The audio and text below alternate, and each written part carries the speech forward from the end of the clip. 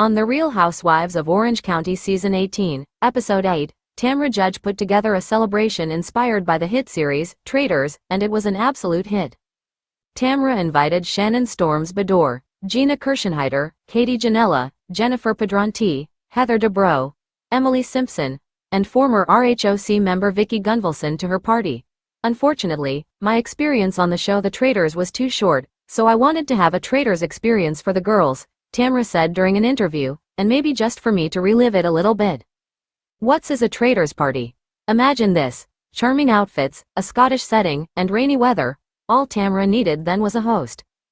The host picks the traitor for the entire game. You have to figure out who the traitor is, Tamra explained. There's missions, and you can be murdered. It's just a mindy FK game, is what it really is.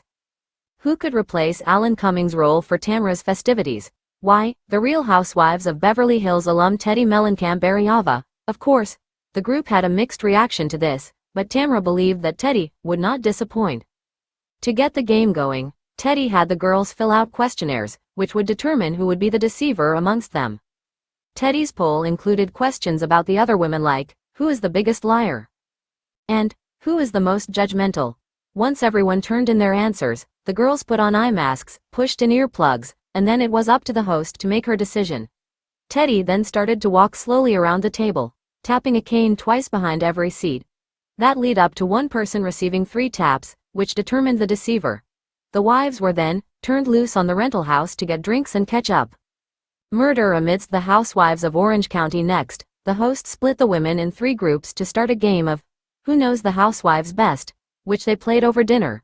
During this game, the women guessed which names came up most for the questions earlier.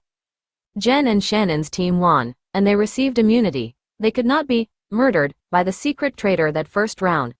That meant the first person that was out was, no, it couldn't be, Tamra Judge.